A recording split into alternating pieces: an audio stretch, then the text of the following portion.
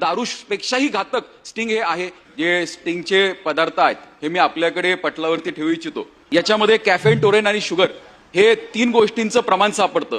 तसं पाहिलं तर हे नियमात बसतं, हे ड्रिंक नियमात बसतं, पण याचं जे कॉम्बिनेशन आहे हे खूप डेडली कॉम्बिनेशन आहे.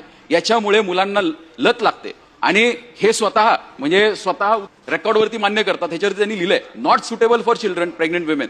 म्हणजे एवढं असताना सुद्धा सर्रास स्टिंगचा विक्री ही शाळा परिसरामध्ये केली जाते. आणि हे थांबवण्यासाठी सरकारने एक अध्यादेश सुद्धा काढला होता. अन्न व औषध प्रशासनाने 3 ऑक्टोबर 2024 व 17 जानेवारी 2025 ला अध्यादेश काढला होता. त्यानुसार हे सांगण्यात आलं होतं की आम्ही काही पदार्थ हे ताब्यात घेऊ आणि त्याची तपासणी करू. दुर्दैवाने अध्यक्ष महोदय, हे तपासणी केली तर हे क्लिअरच येणार आहे. माझी आपल्या मार्फत सभागृहाला एक विनंती अशी असणार आहे, मी पॉइंटेड 4 प्रश्न आपल्याला मंत्री महोदयांना विचारणार आहे की स्टिंग हे घातक आहे हे स्वतः कंपनी मान्य करते.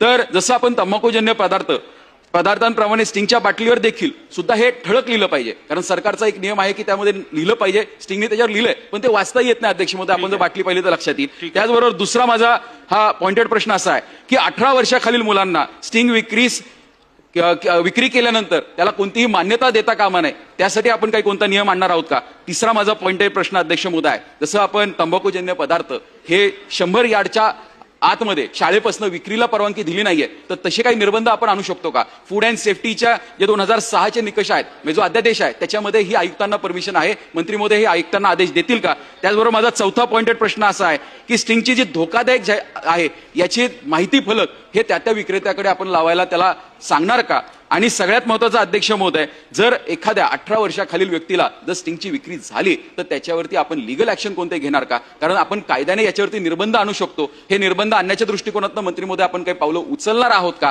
कारण तसं पाहिलं जर हे कॉम्बिनेशनचा अभ्यास केला तर दारूपेक्षाही घातक स्टिंग हे आहे. याचे अनालिसिस सुद्धा झालेत. दुर्दैवाने एक निकष पाहिला तर प्रत्येक निकषामध्ये ते बसतं. त्यामुळे हे आपण 4 गोष्टी करणार आहोत. मंत्री महोदय.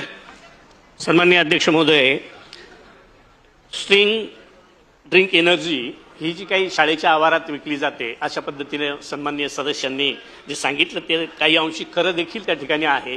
परंतु आता एक 8 दिवसापासून जे प्राथमिक शिक्षक असतील किंवा इतरही शिक्षक वर्ग असेल त्यांचं जे ट्रेनिंग क्लासेस सुरू झाले तिथं देखील पालक, मुलं आणि प्राचार्य किंवा मुख्याध्यापक यांना तशा सूचना देऊन आणि त्या ठिकाणी मुलांना ते पेय किंवा इतर ज्या काही नशाजन्य पदार्थ असतील त्याची बंदी शाळेच्या आवारात 500 मीटरच्या आत जर कुठे आढळून आली तर तात्काळ त्याच्यावर कार्यवाही केली जाईल.